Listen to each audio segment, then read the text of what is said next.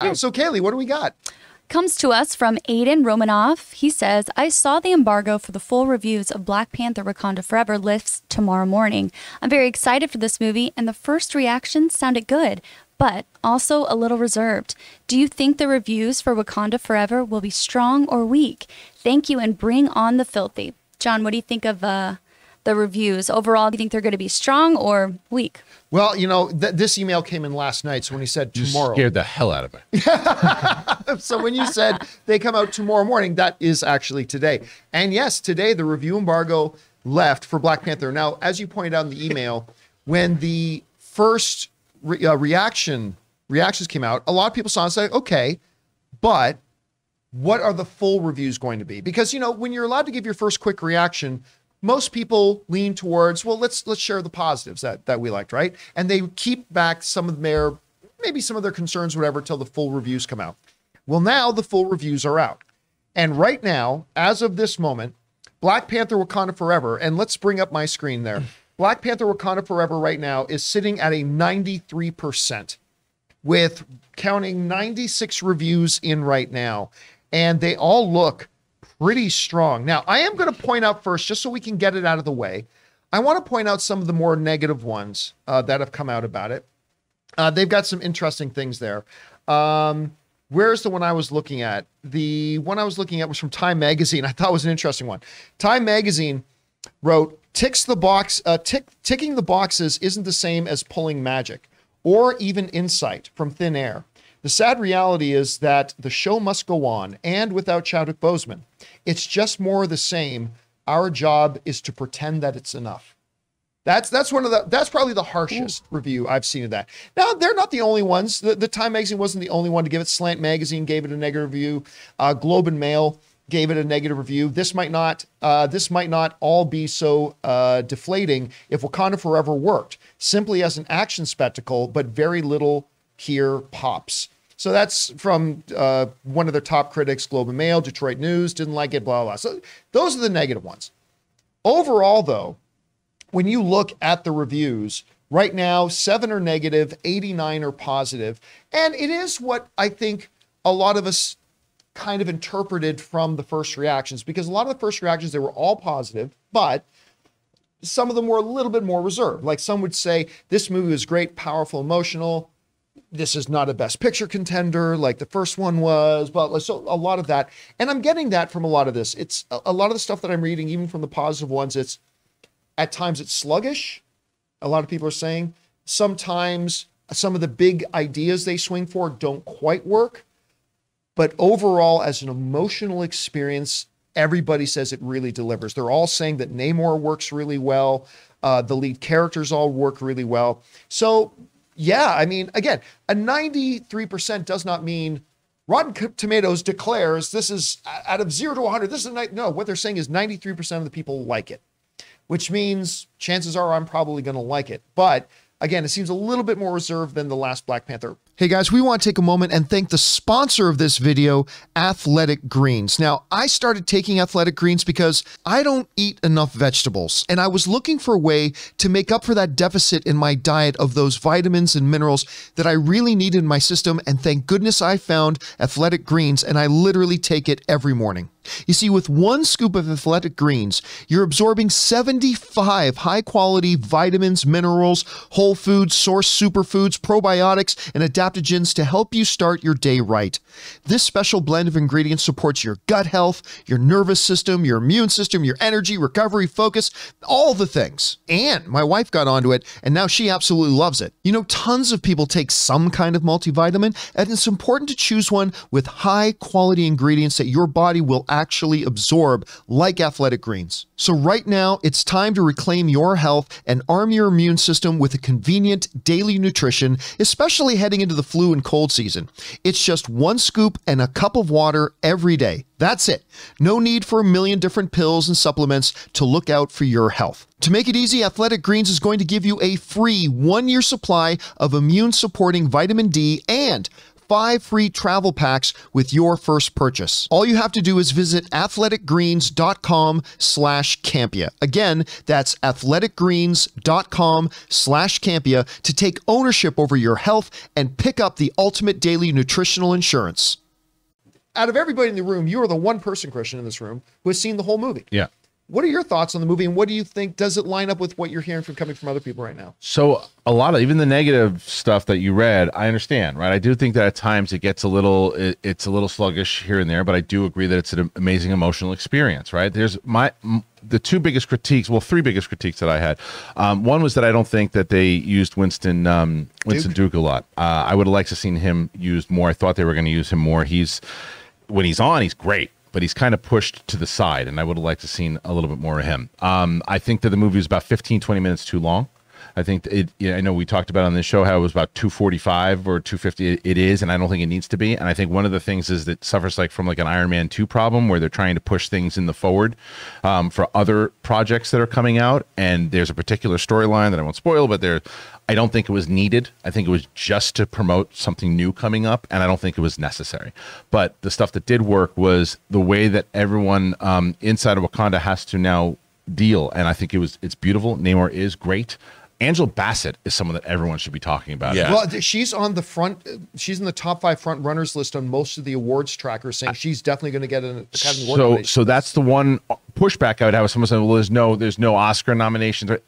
She's one that she should be looked upon. She is powerful and great. Everybody does, and what I will say is the character of what Shuri has to do is absolutely, and I'm not no spoilers obviously, but what she has to do is a lot, and she's great in the movie, but it is just hard because of how great Chadwick Boseman was as an actor.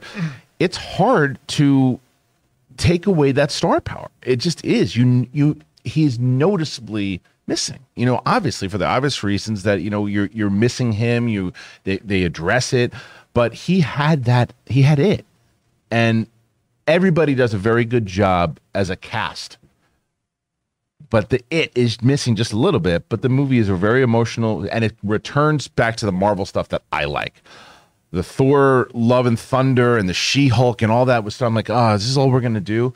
It continues the theme of loss. It continues more of a drama. When there is humor, it works because the characters should be saying it. So there's a lot of positives. There's way more positives than there are negatives.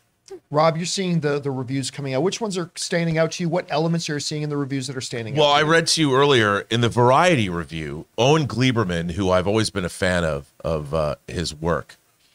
I love that this says, these women, the women characters, seize the reins of what is less a typical Marvel movie, driven by light and magic effects, than an intricately doom-laden and engrossing geopolitical thriller. Mm-hmm. That's what I wanted.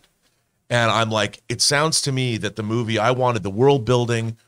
I wanted to, how do you deal with loss? How do you deal with, what happens when there's a void in your life? What happens when there's a void in terms of leadership in your country, or the person that you've loved is missing, and all of those things? And how does Wakanda fit in the larger Marvel Cinematic Universe? And what does that mean when you have another country that's similar? How is that going to work geopolitically in the MCU? All the things that I wanted from this movie, it seems like are in there. Sure. I can't speak in terms of pacing issues and feeling the void of Chad Boseman. I can imagine that's there, but I kind of expected that. And like you said, I wanted a return to the MCU of yore, when I got stuff like Winter Soldier and Civil War and Iron Man, and it sounds like that's what I'm getting. And that's what I wanted. So I'm really excited. I'm more excited now than I was before. Yeah, I think, look, there were so many ways this movie could go wrong.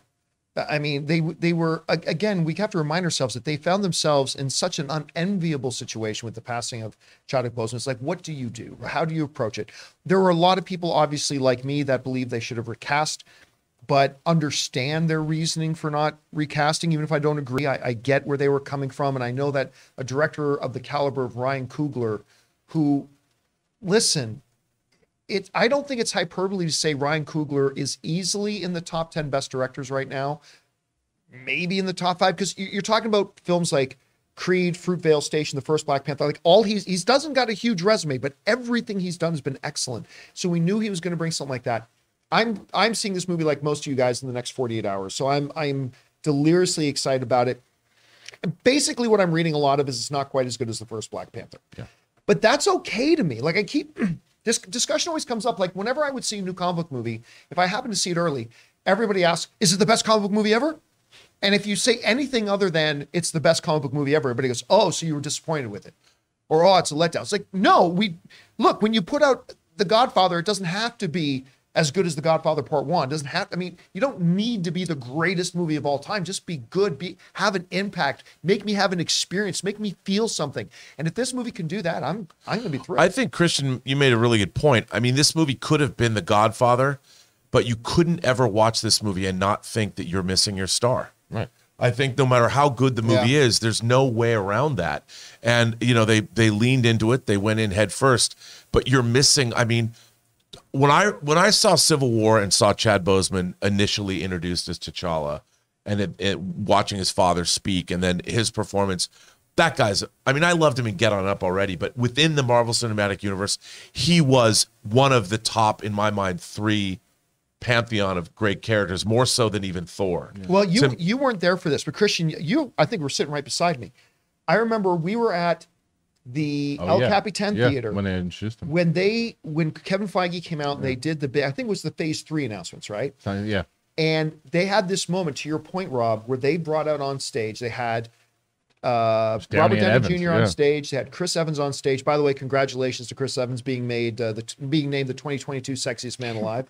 An MCU lead 2 years in a row, Sexiest Man Alive.